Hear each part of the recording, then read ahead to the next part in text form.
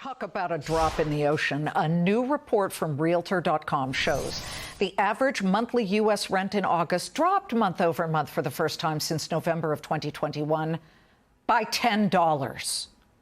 $10, yes, to now $1,771 per month. But if you dig deeper, the report reveals that average rent across the nation's biggest cities rose exponentially year over year last month. New York City popping 19%. Boston saw a 22.8% climb, and the Windy City, Chicago, had the steepest rise, 25%. Red-hot rent prices have pushed panic renters to downsize, losing prized, second bedrooms or floor space.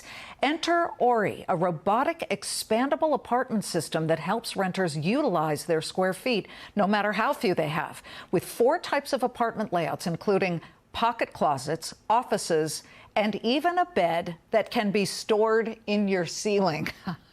So you can have more space to jump around and dance to disco. Not that I've ever done that. Ori is revolutionizing the real estate market, helping consumers downsize the rent payment and maximize the square footage at the same time.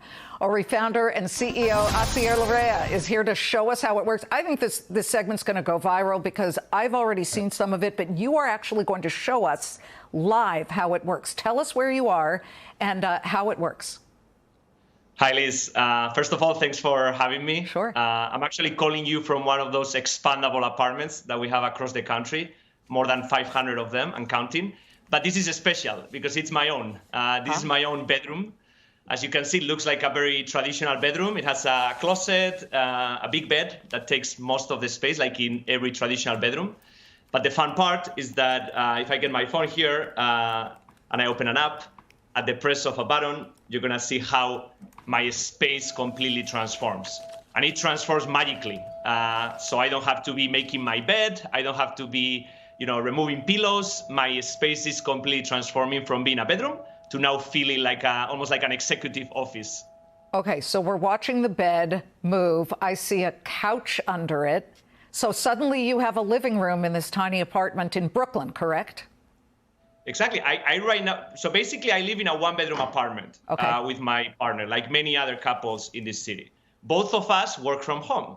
She takes the living room and I get kind of the bedroom. The problem is that if I don't get a solution like this, I would be literally working from my bed every day. So at the press of a button, this becomes a true kind of second office in this small one. Oh my gosh, this is so cool. So do me a favor, if you can move to your right and just look behind you and explain what we're looking at, because it looks like there's now a cabinet and a desk.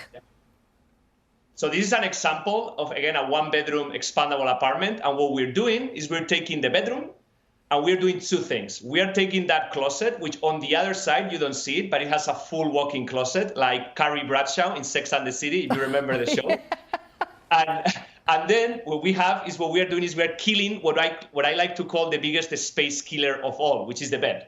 The bed goes into the ceiling and it reveals a spacious living area in the apartment.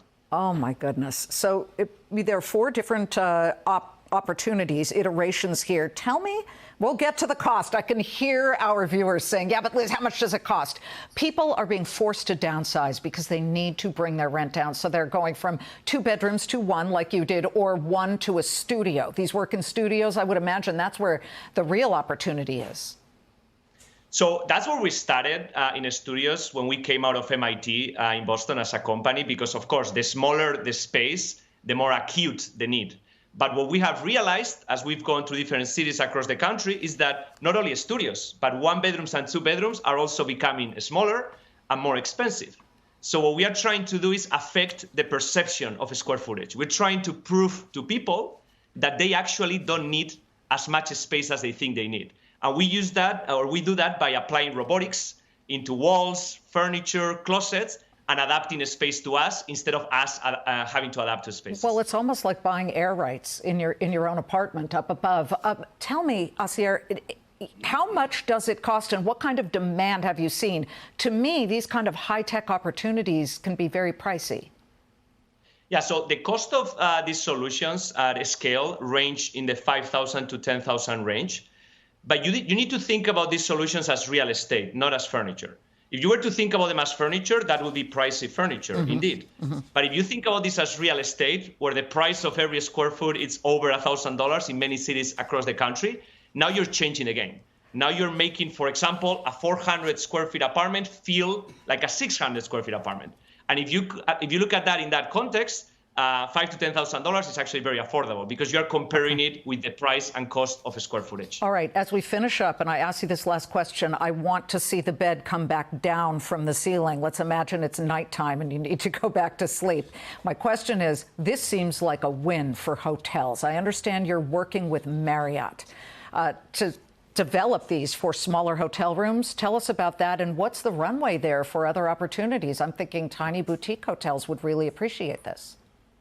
So as we were expanding into residential apartments, where we are already at about 500 apartments, and we have thousands of them coming online, of course, Marriott, as a big company, noticed, and they started talking to us about the potential of bringing these same ideas into hotel rooms.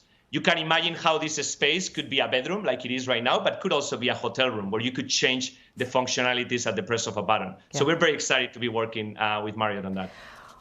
I do. It had to be an MIT guy, right? Hasier Larrea, what a fascinating concept.